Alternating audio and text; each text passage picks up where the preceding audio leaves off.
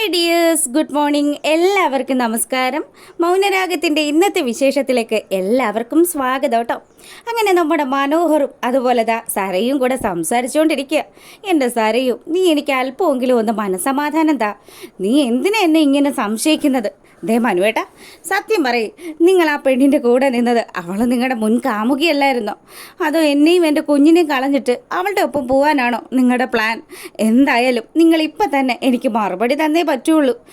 ഇവളോട് ഇനി എന്ത് പറഞ്ഞ് മനസ്സിലാക്കാനാ? എടി, നിന്നോട് ഞാൻ പറഞ്ഞില്ലേ അത് വരുണാണെന്ന്. ദേ, അവൻ പെൺവേഷം കെട്ടി നിന്ന ഫോട്ടോ ആയിരുന്നു ആ സമയത്ത്. അന്നേരത്തെ ആ ഒരു ഇതിൽ ഞാൻ അവനുമായിട്ട് നിന്നൊരു ഫോട്ടോ എടുത്തുവെന്നേ ഉള്ളൂ. നിൻ്റെ സംശയം ഞാൻ തീർത്തു തരാം. അങ്ങനെയാണെങ്കിൽ ഓക്കെ, ഇല്ലെങ്കിലുണ്ടല്ലോ ഞാൻ നിങ്ങളുടെ കൂടെ ഈ രീതിയിൽ തന്നെ മുന്നോട്ട് പോകുള്ളൂ. എൻ്റെ സരയു, ഇത്രയൊക്കെ നീ ഇങ്ങനെ മോശമായിട്ട് പെരുമാറിക്കഴിഞ്ഞാൽ ഞാൻ സത്യമായിട്ടും നിന്നെയും കുഞ്ഞിനെ ഇട്ടിട്ട് എൻ്റെ പാട്ടിന് പോകും കേട്ടോ. നിങ്ങളങ്ങനെ പോവും മനുഷ്യ. നിങ്ങൾക്ക് എന്നെയും കുഞ്ഞിനെ ഉപേക്ഷിച്ച് പോകാൻ പറ്റുമോയെന്ന് സരയു ചോദിക്കുക. അപ്പം മകളും മരുമകനും കൂടി ഈ മുട്ടൻ വഴക്ക് നടക്കുന്ന സമയത്ത് നമ്മുടെ ശാരി ഇതൊക്കെ കേട്ട് നിൽക്കുക. എന്തൊരു കഷ്ടമാണ്. സരയുന് നല്ല സംശയമുണ്ട് അവൻ്റെ കാര്യത്തിൽ. ഇനി അവളെങ്ങാനും സത്യങ്ങൾ കണ്ടെത്തി കഴിഞ്ഞാൽ പിന്നെ തീർന്നു.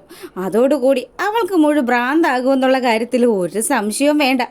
മനു ആണെങ്കിൽ ഇന്നിത് തെളിയിച്ചിട്ട് തൻ്റെ ബാക്കി കാര്യമുള്ളൂ എന്ന് പറഞ്ഞ് ദേഷ്യപ്പെട്ട് ആ റൂമിൽ നിന്ന് ഇങ്ങനെ ഇറങ്ങി വരിക. അപ്പം നേരെ നമ്മുടെ ശാരിയുടെ മുന്നിൽ ചെന്നു. ശാരിയോട് പറയുന്നുണ്ട്, എല്ലാം കേട്ട് നിൽക്കുമായിരുന്നു അല്ലേ? എടാ, നീ എന്തിനാടാ ഇങ്ങനെ അവളെ പറ്റിക്കുന്നത്? ദേ, എൻ്റെ മോള് എത്രമാത്രം ആത്മാർത്ഥമായിട്ടാണ് നിന്നെ സ്നേഹിക്കുന്നതെന്ന് നിനക്കറിയാവുന്നതല്ലേ?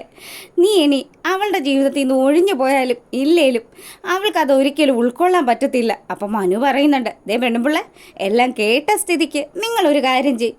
ദേ, അതിനുള്ള ഒരു സൊല്യൂഷൻ അങ്ങ് കണ്ടെത്തിക്ക്. ഞാൻ എന്ത് സൊല്യൂഷൻ കണ്ടെത്താനാണ് നീ പറയുന്നത്? നിങ്ങളുടെ തലയിൽ ഒരുപാട് കുരുട്ട് ബുദ്ധിയൊക്കെ ഉള്ളതല്ലേ? നിങ്ങളുടെ ഭർത്താവും കൂടി അവളെ എരിപിരി കയറ്റുന്നത് കൊണ്ടാണ് അവൾ ഇങ്ങനെയൊക്കെ ഇപ്പം എന്നെ സംശയിക്കുന്നത്. ഇല്ലായിരുന്നെങ്കിലേ അവളുടെ മുന്നിൽ പിടിച്ചു നിൽക്കാനായിട്ട് എനിക്കറിയാം. ഇനി മറ്റു മാർഗങ്ങളൊന്നും ഇല്ലെങ്കിൽ ഞാൻ അവസാനം തന്നെ അവരുടെയൊക്കെ കാല് പിടിക്കേണ്ടി വരുമല്ലോ ദൈവമേ.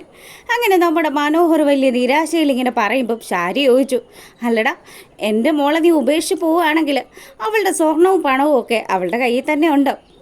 കുറച്ചൊക്കെ കാണും. എടാ ദുഷ്ടാ, അവളുടെ സ്വർണ്ണമൊക്കെ നീ അടിച്ചു മാറ്റിയോടാന്ന് ശാരി ചോദിക്കുക. പിന്നെ അല്ലാതെ എനിക്ക് പിന്നെ എന്തെങ്കിലും ഒരു നേട്ടം വേണ്ടേ? നിങ്ങൾ എനിക്ക് 2 കോടി തരാമെന്നല്ലേ പറഞ്ഞത്? ആ പൈസ ഇതുവരെ തന്നില്ലല്ലോ. ഇതാ കണക്കിലങ്ങ് വെച്ച് പൂട്ടിയാൽ മതി. നിങ്ങളും നിങ്ങളുടെ മകളും ഭർത്താവും ഒക്കെ എന്തെങ്കിലും ജോലി ചെയ്ത് ജീവിക്കാനായിട്ട്. മനു പറയുക, നിങ്ങൾക്ക് നന്നായിട്ട് പാചകം ചെയ്യാനറിയാമല്ലോ. നിങ്ങൾ ഏതെങ്കിലും വീട്ടിൽ പോയി നിന്ന് കഴിഞ്ഞാൽ നിങ്ങൾക്ക് നല്ല ഒരു വരുമാനമാകും. പിന്നെ മകളുടെ കാര്യം, അവളെ ഏതെങ്കിലും ഒരു ടെക്സ്റ്റൈൽ ഷോപ്പിൽ സെയിൽസ് ഗേളായിട്ട് വിട്ടോ. പിന്നെ ഭർത്താവിനോട് എന്ത് പണി എടുക്കണമെന്നൊക്കെ ഞാൻ പറഞ്ഞു കൊടുത്തിട്ടുണ്ട്. പ്രകാശൻ്റെ ഗതി ഇപ്പം നിങ്ങൾ അറിഞ്ഞു കാണുമല്ലോ. അദ്ദേഹം പറഞ്ഞായിരുന്നു എന്ന് ശാരി പറയുക. എന്തായാലും നിങ്ങളും നിങ്ങളുടെ ഭർത്താവും ഒക്കെ ഇനി അങ്ങോട്ട് ഇതുപോലെയൊക്കെ ജീവിക്കേണ്ടി വരും. കുറേ കാലം ആ പാവങ്ങളെ പറ്റിച്ച് ജീവിച്ച് പൈസയൊക്കെ ഉണ്ടാക്കിയതല്ലേ, അത് യോഗം മുഴുവനും എനിക്കായി പോയിന്ന് അവൻ പറയുക. അതിനുശേഷം അവനാണെങ്കിൽ നമ്മുടെ കിരണിനെ വിളിച്ചു. കിരണിനോട് കാര്യങ്ങളൊക്കെ പറഞ്ഞു. കിരൺ സാറേ, ഒരു പ്രശ്നമുണ്ട്. ഞാൻ അങ്ങോട്ട് വന്നു കഴിഞ്ഞാൽ സരയു എന്നെ കാണും. അതുകൊണ്ട് കിരൺ സാറെ നമുക്കൊന്ന് പുറത്ത് വെച്ച് കണ്ടാലോ എന്ന് അവൻ ചോദിക്കുക. അങ്ങനെ കോള് കട്ട് ചെയ്തതും നമ്മുടെ കിരൺ കല്യാണിയുടെ അടുത്ത് സംസാരിക്കുക. കല്യാണി, മനോഹറാ വിളിച്ചത്. അവൻ അവിടെ എന്തോ ഒരു കുരുക്ക് ഒപ്പിച്ചിട്ടുണ്ടെന്നാണ് തോന്നുന്നത്. എന്തായാലും നമുക്കൊന്ന് പോയി കണ്ടാലോ? പോയി കണ്ടേക്കാം. അവൻ എന്താ പറയാൻ വരുന്നതെന്നൊക്കെ അറിയാലോ. അങ്ങനെ കിരണും നമ്മുടെ കല്യാണിയും കൂടി മനോഹർ പറഞ്ഞ സ്ഥലത്തേക്ക് ചെല്ലുക. അപ്പം മനു അവിടെ നല്ല കുട്ടനായിട്ട് ഇങ്ങനെ കാത്തിരിക്കുക കേട്ടോ. അവരെ കണ്ടതും, എന്താടാ നീ എന്തിനാ ഞങ്ങളെ വിളിച്ചു വരുത്തിയത്? കിരൺ സാറേ, ഒരു പ്രശ്നമുണ്ട്. എന്താ പ്രശ്നം? അതെ, വരുണും ഞാനും കൂടി നിൽക്കുന്ന ഒരു ഫോട്ടോ അത് കണ്ടിട്ട് ഇപ്പോൾ സരയു പ്രശ്നം ഉണ്ടാക്കിക്കൊണ്ടിരിക്കുക. അതിന് വരുണിനെ നിന്നെയും കൂടെ കണ്ടു കഴിഞ്ഞാൽ എന്താ പ്രശ്നം? അത് വരുൺ വന്ദനയായിട്ടിരുന്ന സമയത്തെ ഫോട്ടോ ആയിരുന്നു. അങ്ങനെ അവൾ എൻ്റെ കാമുകയാണെന്നൊക്കെ പറഞ്ഞ് സരയു എനിക്ക് മനസ്സമാധാനം തരുന്നില്ല. എന്തായാലും എനിക്കിപ്പോൾ പിടിച്ചു നിൽക്കണമെങ്കിൽ സരയുടെ കൂടെ നിന്നാലേ രക്ഷയുള്ളൂ. അതുകൊണ്ട് ഞങ്ങളിപ്പോൾ എന്ത് ചെയ്യാനാ? എടാ ഇതൊക്കെ ഉണ്ടല്ലോ നീ ഇത്രയും കാലവും ചെയ്തു കൂട്ടിയതിൻ്റെയൊക്കെ ശിക്ഷയാടാ. അങ്ങനെ പറഞ്ഞ് എൻ്റെ കൈ ഒഴിയരുത്. നിങ്ങൾ രണ്ടുപേരും എന്നെ സഹായിക്കണം. കല്യാണി മേഡം ദയവ് ചെയ്ത് എന്നെ സഹായിക്കണമെന്ന് കല്യാണിയോടുകൂടെ പറയുക. അപ്പം കല്യാണി പറയുന്നുണ്ട്, നീ എന്നെ മേഡം എന്നൊന്നും വിളിക്കണ്ട, നീ എന്നെ കല്യാണി എന്ന് വിളിച്ചാൽ മതിയടാ. നിൻ്റെ ഈ വിനയം അതിച്ചിരി കൂടുന്നുണ്ടോ എന്നൊരു സംശയം എനിക്കില്ലാതില്ല. എന്തായാലും നമ്മൾ രണ്ടുപേരും ആഗ്രഹിക്കുന്നത് സരയെന്ന് പറയുന്നവൾ മൊത്തത്തിലൊന്ന് പെട്ടിരിക്കുന്ന അവസ്ഥയാണല്ലോ.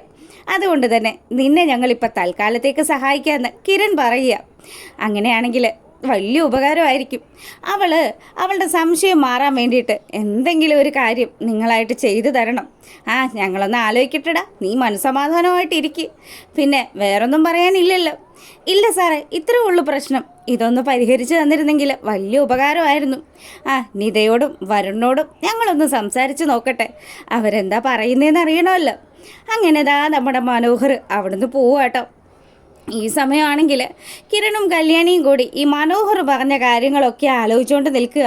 എങ്ങനെയാണ് ഈ ഒരു പ്രശ്നത്തിൽ നിന്ന് മനോഹറിനെ രക്ഷപ്പെടുത്തുക എന്നുള്ള കാര്യം.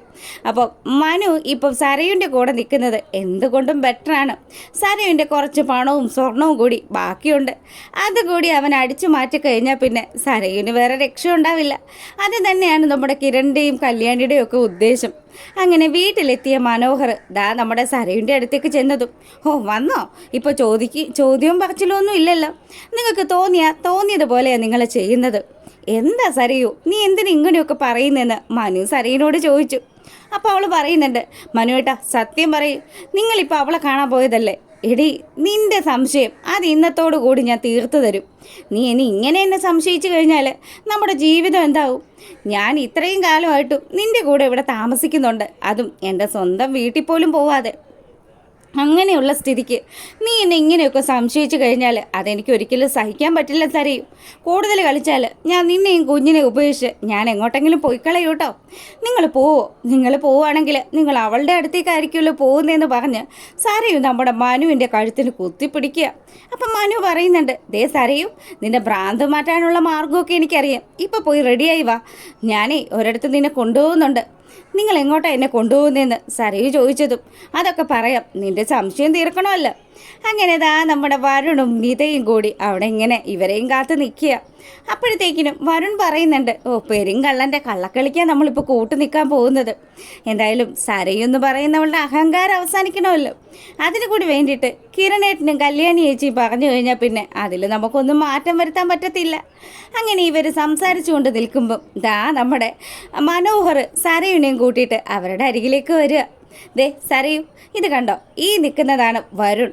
നിന്നോട് ഞാൻ പറഞ്ഞല്ലോ, എന്താ അളിയ, എന്താ പ്രശ്നമെന്ന് വരുൺ ചോദിക്കുക.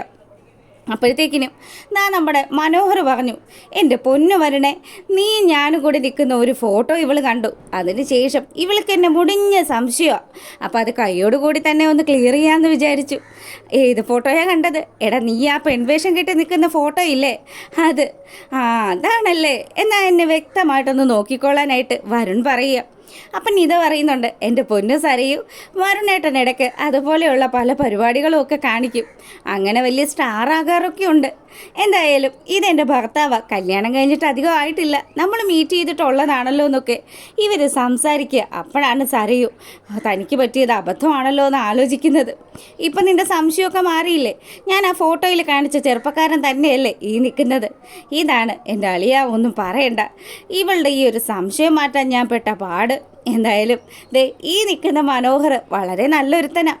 ഇവനെ എപ്പോഴും ഒരു ദിവസമെങ്കിലും സരയുവിനെ കുറിച്ച് സംസാരിക്കാത്തതായിട്ട് അങ്ങനെയുള്ളൊരു ദിവസം അവൻ്റെ ജീവിതത്തിൽ ഉണ്ടാകാറേ ഇല്ല. അപ്പോൾ സരയുവിന് വലിയ സന്തോഷമൊക്കെ ആയി. ഭർത്താവ് തന്നെക്കുറിച്ച് കൂട്ടുകാരുടെ അടുത്തൊക്കെ പറയുന്നുണ്ടല്ലോ. അങ്ങനെ എന്നാൽ പിന്നെ നമുക്ക് ഒരുമിച്ച് ഭക്ഷണം കഴിച്ചാലോ എന്ന് മനു ചോദിക്കുക. ഞങ്ങളിപ്പോൾ കഴിച്ചതേ ഉള്ളൂ, നിങ്ങൾ പോയി കഴിച്ചിട്ട് വാന്ന് പറഞ്ഞ് നമ്മുടെ നീത ആ ഒരു കാര്യങ്ങളങ്ങ് അവസാനിപ്പിക്കുക. അപ്പോഴത്തേക്കിനും മനു പറഞ്ഞു, എന്നാൽ വാ നമുക്ക് പോയേക്കാന്ന് പറഞ്ഞ് സരയുനെയും കൂട്ടിയിട്ട് മനോഹർ വണ്ടിയിൽ കയറുക. അപ്പം വണ്ടി കയറിയതും, എൻ്റെ മനുവേട്ടാ എന്നോട് ക്ഷമിക്കണം കേട്ടോ, ഞാൻ ആകെ അവിടെ വെച്ച് വളരെ വെളുത്തുപോയി. എന്ത് ചെയ്യാനാ? എൻ്റെ ഒരു സംശയം. ഇപ്പം നിൻ്റെ സംശയമൊക്കെ മാറിയല്ലോ. എൻ്റെ സരയു, ഈ ചങ്കിനകത്ത് നീ മാത്രമേ ഉള്ളൂ. നീ അല്ലാതെ, നമ്മുടെ കുഞ്ഞല്ലാതെ മറ്റാർക്കും ഇവിടെ സ്ഥാനമൊന്നുമില്ല. എടി, ഞാൻ അമേരിക്കയിലേക്ക് പോകാൻ വരെ ടിക്കറ്റൊക്കെ എടുത്ത് വെച്ചതല്ലേ. ഈ സമയത്ത് ഞാൻ എങ്ങനെയാണ് നിന്നെ പറ്റിക്കുന്നത്? അതൊക്കെ എനിക്കറിയാം മനുവേട്ട. എന്നാലും എനിക്ക് ആ സമയത്ത് മനുവേട്ടൻ്റെ കൂടെ ഒരു പെണ്ണിനെ കണ്ടപ്പോൾ അത് സഹിക്കാനേ പറ്റിയില്ല. ഇപ്പം നിൻ്റെ സംശയമൊക്കെ മാറിയില്ല. ഇനി സന്തോഷത്തോടു കൂടി നമുക്ക് പോയാലോ എന്ന് ചോദിക്കുക. ആ, കുഴപ്പമില്ല മനുവേട്ട, സമാധാനമായി. അങ്ങനെ സരയും മനുവും കൂടി അവിടെ നിന്ന് പോവുക. ആ ഒരു സീൻ കഴിഞ്ഞതും നമ്മളെ കാണിക്കുന്നത് നമ്മുടെ കാർത്തികയാണ് കേട്ടോ.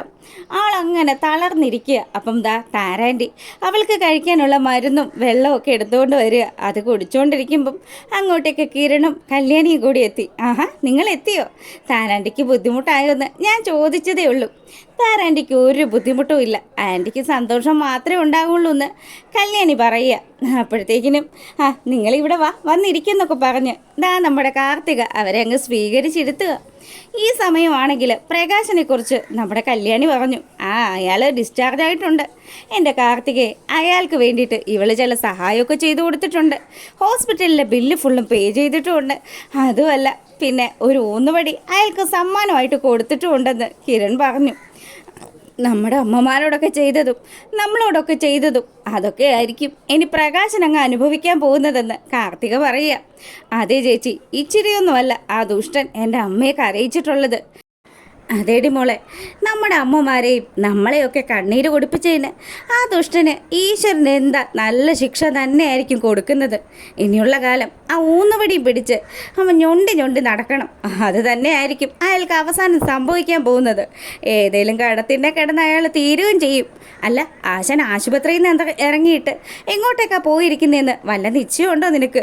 എൻ്റെ ചേച്ചി, കാദംബരി ചേച്ചിയുടെ വീട്ടിലേക്ക് എങ്ങാനും ചെന്ന് കഴിഞ്ഞാൽ അയാളുടെ കാല് വയ്യാത്തത് കൊണ്ട് ചിലപ്പോൾ രതീഷ് ഏട്ടൻ തല്ലില്ലായിരിക്കും. എന്നാലും ആ അടിച്ചതിനകത്ത് കേട്ടത്തില്ല എന്ന് രതീഷ് ഏട്ടൻ ഞങ്ങളോടൊക്കെ പറഞ്ഞിട്ടുണ്ട്.